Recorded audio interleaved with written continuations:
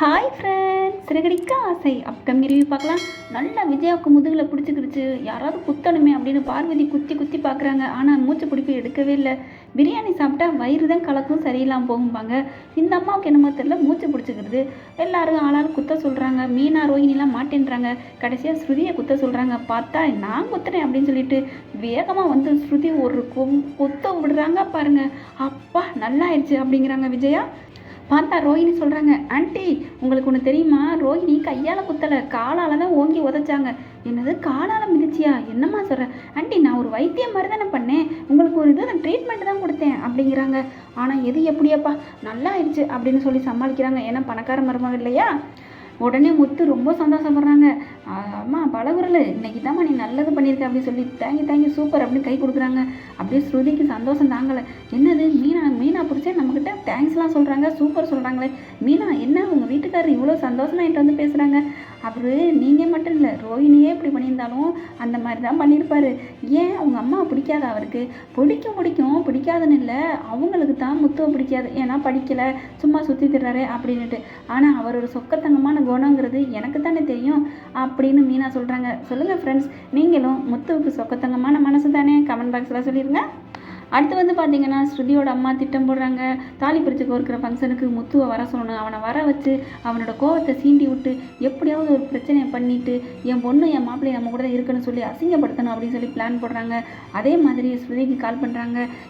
இந்த பூ ஆர்டரு உன் புருஷன்கிட்ட உன் குழந்தைன்ட்டையும் மீனாக்கும் குடுறி நம்ம ஃபங்க்ஷனுக்கு அப்படிங்கிறாங்க. அவங்கள வந்து என்னை பார்க்க சொல்லு, முத்துவையும் மீனாவையும் அப்படிங்கிறாங்க. மம்மி என்னங்கிறது ஏன்னு சொல்லுங்கள் மம்மி, எனக்கு இங்கே தானே இருக்கிறோம், மீனாக்கிட்ட நான் சொல்லிக்கிறேன், இதில் அவங்க வந்து வேறு உங்களை பார்க்கணுமா, என்ன பேமெண்ட் நீ சொல்லு, நான் போட வந்துடுறோம் அப்படிங்கிறாங்க. இந்த ஸ்ருதி வேறு நம்ம பேச்சை கேட்க மாட்டேங்கிறாளே அப்படின்ட்டு அப்புறமா ஃபோன்லேயே சொல்லிடுறாங்க. நான் என்ன சொன்னால் நீ கேட்க போகிற அப்படின்ட்டு வந்து அண்ணாமலைகிட்ட சொல்கிறாங்க. அவங்க வர சொல்லியிருக்காங்க முத்துவையும் மீனாவையும். என்ன இது புதுசாக இருக்கே, முத்துவை பற்றி கூப்பிட்றாங்கன்னா ஏதோ உங்களுக்கு தான் கூப்பிட்றாங்க, பெரிய பிரச்சனை பண்ண போகிறாங்க அப்படின்னு அண்ணாமலை ஒரு திட்டம் போடுறாங்க. அப்புறமா அம்மாவுக்கு கால் பண்ணி பேசிக்கிட்டு இருக்காங்க. எனக்கு முடியலடா, விழுந்துட்டேன்டா அப்படி இப்படின்னு பேசுகிறாங்க. உடனே முத்து, அம்மாவுக்கு ரொம்ப முடியலையாப்பா, நீ போய் என்னென்ன ஆஸ்பத்திரியில் காமிச்சு கூட்டிகிட்டு வா அப்படிங்கிறாங்க. போய் பார்த்துட்டு வா அப்படிங்கிறாங்க. அப்பா சொல்கிறது தட்டாத பிள்ளையாச்சே. உடனே கிளம்புறாங்க. விஜயா இருந்துட்டு, என்னங்க ஃபங்க்ஷனுக்கு போகணும், தாலி பிரிச்சு கோர்க்கிற ஃபங்க்ஷன் வச்சுருக்கு, நீங்கள் பாட்டுக்கு வேணும் அங்கே அனுப்புறீங்க, என்ன உனக்கு திடீர்னு பாசம் பொத்துக்கிட்டு வந்துருச்சு முத்து மேலே?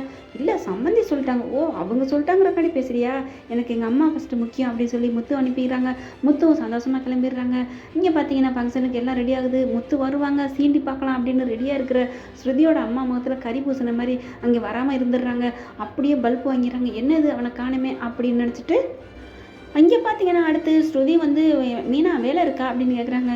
இல்லை சொல்லுங்கள், என்ன வேலை பார்க்கணும் அப்படிங்கிறாங்க. இல்லை ஒரு பேச வேண்டிய ஆள் வரல, ஒரு அரை மணி நேரம் வந்துட்டு போகிறீங்களா, நீங்கள் பேசி கொடுங்க, உங்களுக்கு காசும் கிடைக்கும் அப்படிங்கிறாங்க. மீனாவும் சரின்னு சொல்லிட்டு வர்றாங்க. போய் பேசி முடிச்சுட்டு பேமெண்ட் வாங்கிட்டு வராங்க. இப்போ என்ன 2 சம்பளம் வரப்போகுது, பூ கட்டுறதும் இங்கிட்டு வரப்போகுது அப்படின்னு அங்காளச்சிக்கிறாங்க. ஆனால் ரோஹிணியோட பாடு தான் திட்டாண்டமாக போகுது. ஏன்னா அந்த பேங்க் கரைஞ்சி வந்துடுவாங்க, அவனுக்கு 3 லட்சம் பணம் கொடுக்கணும், பிஏ வேற வந்து டார்ச்சர் பண்ணிகிட்டு இருக்கான், சிட்டிக்கு வேற கொடுக்கணும். இங்கிட்டு பார்த்தீங்கன்னா பார்லரு வித்தா என்ன பண்ணுறதுன்னு தெரியாமல் தவிக்கிறாங்க. இப்போ அப்பா வேற வர சொல்கிறாங்களே, என்னடி பண்ணுறதுன்னு அவங்க ஃப்ரெண்டுக்கிட்ட போய் பேசிகிட்டு இருக்காங்க. பரவாயில்லடி, இப்போ உங்கள் அப்பா வராட்டி என்ன, உன் மாமனையும் மறுபடியும் வர சொல்லி இன்னொரு புடவை எடுத்து கொடுத்துருவோம், அவங்க மாமியார் வாயை அடைச்சிருவோம், இப்போதைக்கு சமாளிடி, பாவண்டி உன் நிலைமை அப்படிங்கிறாங்க. உனக்கு கிண்டலாக இருக்குல்ல அப்படிங்கிறாங்க ரோஹிணியை பாவமாக நினைக்கிறீங்களா இல்லை கோபமாக நினைக்கிறீங்களா, கமெண்ட் பாக்ஸில் சொல்லிடுங்க. அவங்க செஞ்சால் வேணாதான், இன்னமும் முத்துவ மீனாவை மன்னிக்க மாட்டேங்கிறாங்கல்ல, மதிக்க மாட்டேங்கிறாங்களே. கார் வாங்கி கொடுத்ததுக்கு ஏங்க வாங்கி கொடுத்தீங்கன்னு கேட்குறாங்களே. மீனாவை போய் திருவி அப்புறம் கோவம் தானங்க வருது. இல்லை நீங்களும் சொல்லிடுங்க ஃப்ரெண்ட்ஸ், பாவமா ரோஹிணி கோவமானு. ஓகே ஃப்ரெண்ட்ஸ், உங்கள் பொண்ணான கையால் ஒரு லைக்கை போட்டு சப்ஸ்கிரைப் பண்ணிடுங்க. Thank you friends. இப்படி தான்